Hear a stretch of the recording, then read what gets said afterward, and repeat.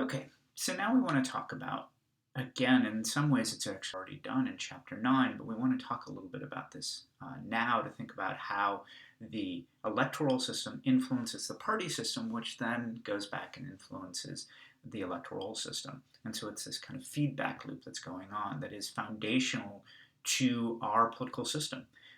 In ways that many of you actually expressed in the discussion board, talking about political parties and how they work and whether or not we could switch to one. And many of you expressed the idea that it seems impossible for us, for our political two-party system, because it's so ingrained in the way we think. And in many ways, the political parties want us to believe that, because as we're seeing, even if there might be some disappointment that we have in our political system, and there's quite a bit of disappointment in our political system, as we'll see with the low levels of political participation that we have. The political parties as they exist now, the one thing they do worry about is if third parties were able, third, fourth, and other minority parties really were able to compete with them. And so one of the few things that the two parties we have in our political system can agree on is not to allow other parties to exist and thrive in our political system. And already the heavy work is being done by the single-member district plurality voting system, because that leads to two and only two political parties. But even so, the two major parties put on further restrictions on those third and minor parties to make it harder for them to actually do well in the political system. So for example, because the Democrats and Republicans control not simply all of the House and the Senate and the presidency, they also dominate the state legislatures and the state governorships. And in some states, they're in some where it's Republicans in charge. But either one of them, and there are a few states where it's both Democrats and Republicans, but generally speaking, but it is true that all of the state legislatures, an overwhelming majority, almost unanimity, are made up of and the one thing that they do agree on a whole mess of things, is they don't want third parties. And since state legislatures and state governors are the ones that make the electoral laws from the US Constitution, the electoral laws are decided by the state governments, they will decide to make it harder for third parties to get on the ballot. For example, they will say something along the lines of, well, if a political party hasn't actually proven that they have enough support, they're going to have to collect signatures of citizens who would like to see that party's name put on the ballot. And that is the case. Most third parties do not reach that threshold of even 5 in the last election, because most people recognize the way the political system works. Even if they're not Democrats or Republicans, they know that the only candidates who are going to win are Democrats or Republicans. And so most third-party candidates do not actually get that 5% vote that they needed. And if they don't election, then if they want to show up on the ballot the next time, they have to go and collect signatures to prove they're viable, that there are enough people out there who would like to see their names and have resources spent by the government in terms of the ballot papers and things like that, and their parties put onto the ballot. And that's resources that third parties need to spend, and they're already at a disadvantage because it's unlikely for them to win. It's hard for them to raise the money and the awareness of the issues that they're doing. And so it's kind of this vicious cycle. But one of the things that we want to think about is that once this system is set up, it's often seen like it's a natural system. And so there are some people who think about the idea that a two-party system is a good one because it shows that there are two sides to every issue. And what I argue is, and I know this because I have a preteen in my house and I have a teenager in my house, is that from a certain perspective, saying that there are two sides to every issue might seem like a good, important observation that someone could make. A teenager of a preteen, where all they think about is themselves. And so the idea that they would turn around and say, oh, there are two sides to every issue, I might actually think about why my parents wouldn't want me sneaking out at night. That is actually an advance. And it's one that we're dealing with in our house still. That's not on the exam. But the idea of saying that there are two sides to every issue is actually not all that smart, because there are multiple sides to every issue. Even complicated, even issues that seem straightforward, like abortion. It is not as simple to say that people are against it. There are lots of in-between positions that people have, complicated positions, sophisticated reasons why they oppose or support or are ambivalent about abortion. And so in that case, what we're seeing is this idea that there are two sides to every issue is actually of having two parties, not that we have two parties because there are two sides to every issue. There are multiple sides to every issue. And so in many ways, there is a structural reason why we have a two-party system, not because there are two sides every issue. And in fact, what happens is, because we have a two-party system, it then creates an incentive for our political parties, as we see, to take the position that if I'm a Democrat, I disagree with the Republicans on everything. Or if I'm a Republican, I disagree with the Democrats on everything. So if the Democrats are saying it's Monday, the Republicans will find a way to say it's Tuesday. And if the Republicans are saying it's Tuesday, the Democrats are saying it's Monday. And that's just the system that we have. And so if you're paying attention to our political system and you don't think about these institutional influences, you think about it as saying, well, it seems like there are two sides to every issue, because that's the way in which they talk about those issues. But really, there are many sides to every issue. And in fact, part of what people argue of saying a third party or have a proportional representation system, to have multiple parties in your political system, is to allow there to be this complicated idea. As a board, we're saying that having a multiple party system might lead to lower voter turnout because it becomes more confusing. On the other hand, people argue it might actually increase political participation.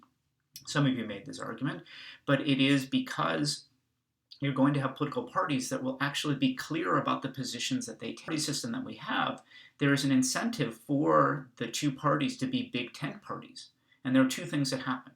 One is that they try to come up with solutions or arguments or positions that cover a wide ideological space. And so that leads to confusion about exactly what they're promising at a particular time. And it makes it hard for us to hold them accountable for the things they promise us. The other thing that it tends to do, that we can see, and we see in the campaign ads and things like that, is it creates this incentive for the Democrats or the Republicans not to come up with actual policies that they would want to do, because that would just annoy people. Once you see the details, people would recognize policy proposal has some concerns for them. Instead, what they do, and they spend most of their time doing, is try to demonize the other side, to make the other side look unelectable. And so we spend a lot of time doing kind of these negative campaign ads of talking about why the Democrats are terrible, not why there are any plans the Republicans have that are any good. And so when you have a two-party system, these tactics are used, but you can see the ways in which you can see the political parties trying to avoid engaging with the political policies. And if you had multiple parties that cared more deeply about particular issues, then they might have actually make it easier for us to know what the politicians are going to do when they're in office. Okay? But in talking about this, we can see that the way in which we say you need to be a Democrat or Republican is tied to the voting rule. Member district plurality voting system creates two parties. Once in place, then the two parties have their strategies set up relative. One is that they try to be ambiguous, try to capture as many people as possible. And the second one is that they try to demonize the other side rather than actually coming up with policies that make sense and that we can think about in a serious way. So all of this is one that leads to a question in terms of what do we think about this? How are we feeling about this? Because elections are so critically important to our democratic republic, how do we feel about that? And so then when we think about this is not, but we're not happy with it.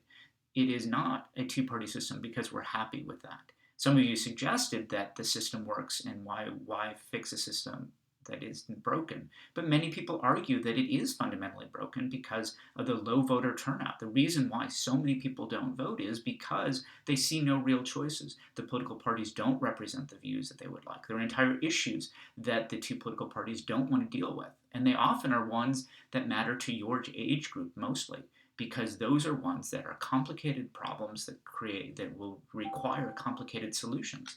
And they're ones that the two political parties don't really have answers to, and they are often able to. When they talk about what are the agendas that the national government should follow or the state government should follow, they don't really talk about things that matter to your age group. And so it's not surprising that your age group, as we'll find in the third lecture, does not vote. It votes at much lower levels than older people, and therefore there's this vicious cycle. The politicians, so you don't really want to vote, but if you don't vote, then the politicians don't actually decide to engage with the issues you want, particularly because the issues that matter to you are ones that are complicated and would force them to take positions on policies that they don't want to, because it would annoy other people who do vote at higher levels, the solutions they would come up with education, or what to do about finding sustainable jobs, finding ways in which you can deal with the housing issue here in California. All of those things are really expensive as a transfer of wealth from people who don't want to transfer that wealth to you. So it's a really difficult situation. Just kind of thinking about that, we can see that it's not something that people are happy about. There's other proof of the unhappiness that are on the slide. 61% of Americans say they want a different electoral system. 40% of Americans decline to state a political party or choose a third party when asked. So the biggest group are still partisans, and when we talk about ways in which we think about voting in Lecture 3, we do say that Democrats and Republicans combined, so people who have party ID, is still. But in terms of the largest single group are those people who decline to state a political party. So what we have is about 30% who say they're Democrats, about 30% who say they're Republicans, and you have 40% who decline to state or prefer a third party. So 40% is a plurality. That's the biggest. Whether Democrats and Republicans, they are a majority. But in this case, it is clear that 40% of Americans would like other options that are available to them, so they would like a different electoral system, would actually political parties that could bring more ideas to the table. And so all of this is a challenge to popular sovereignty. That is a majority of people who would like a different electoral system. It is close to a majority. 40% is not a majority, but it is a lot of people who would prefer to have other choices that are available. They would like to have other choices, but they're not available. We also have the more obvious example of the Electoral College. There are times when the single-member district plurality leads to an outcome that challenges popular sovereignty.